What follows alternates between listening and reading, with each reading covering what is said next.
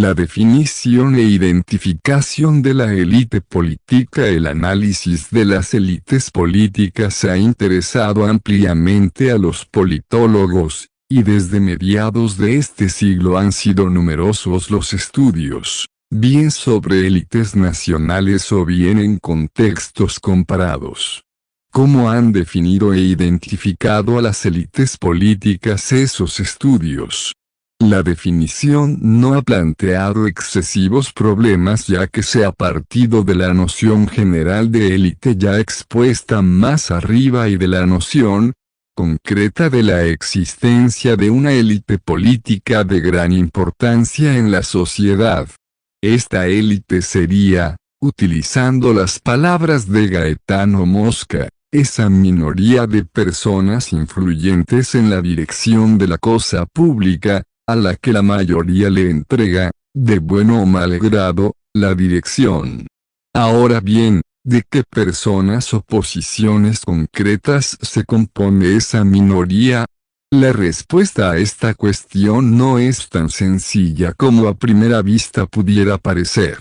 La complicación del proceso de identificación de los componentes de las élites políticas queda bastante patente en el análisis que hacía Robert Putnam sobre las tres diferentes estrategias para identificarlas. Señalaba Putnam que hay tres estrategias para identificar a la élite política.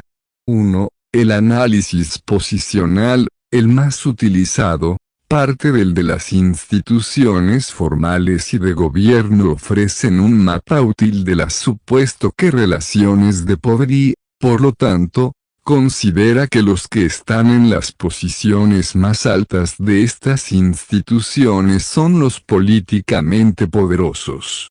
2. El análisis reputacional da importancia a las relaciones informales de poder y su método se fundamenta en preguntar a informantes sobre quién tiene el poder real en cada organización.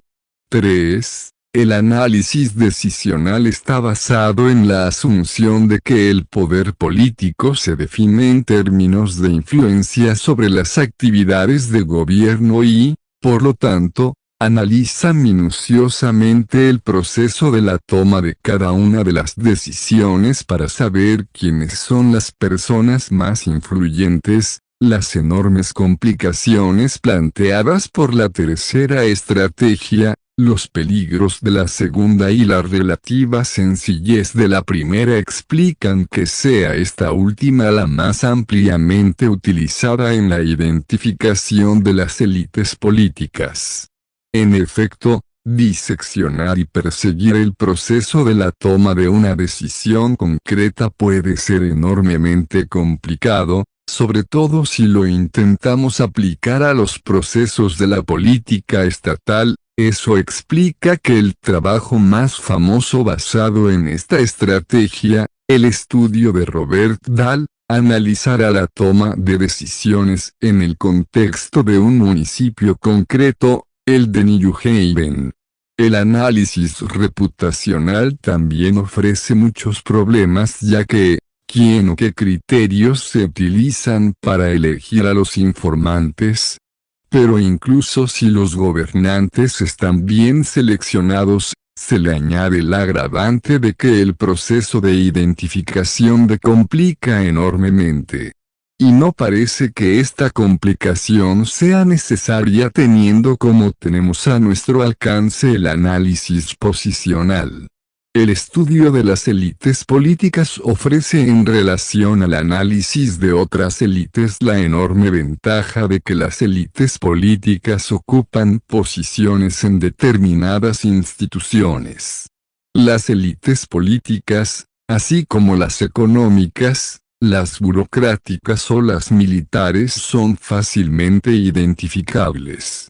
Y lo son porque están altamente organizadas y ocupan posiciones de poder visible en las distintas instituciones sociales.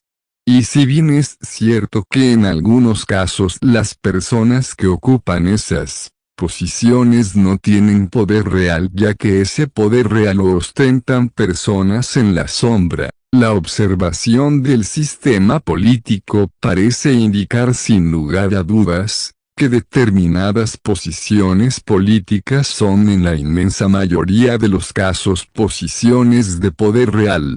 Es así en el caso de los miembros del Poder Ejecutivo, de los miembros de los parlamentos y de los miembros de las ejecutivas de los principales partidos políticos.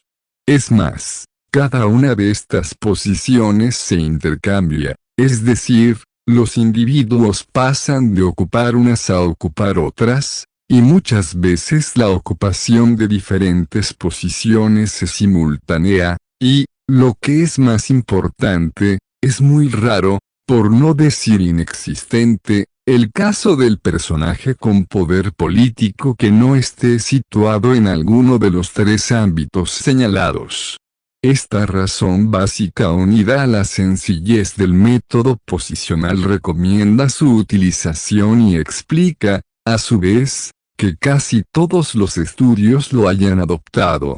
El análisis reputacional podría considerarse como muy recomendable y complementario al posicional siempre que sea posible llevarlo a cabo.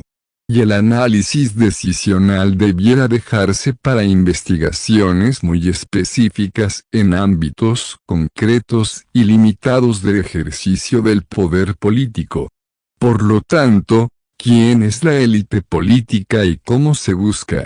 A partir de la consideración de que el poder debe entenderse como la probabilidad de influir en las políticas y actividades del Estado, Robert Putnam señala que algunas personas tienen más poder político que otras, es decir, tienen más capacidad de influir en las decisiones políticas y esas personas constituyen la élite política.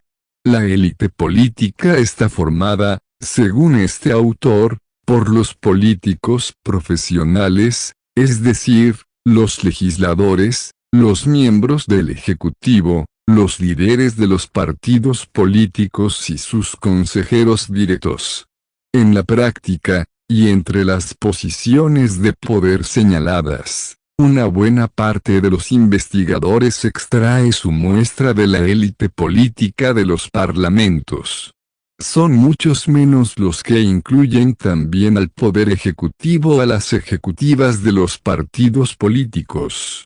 Así, en su trabajo sobre las élites políticas y burocráticas en 7 países occidentales, Estados Unidos de América, Reino Unido, Francia, Alemania, Suecia, Italia y Holanda, Robert Putnam, Joel Auerbach y Bert Rothman seleccionan la élite política de los parlamentos nacionales.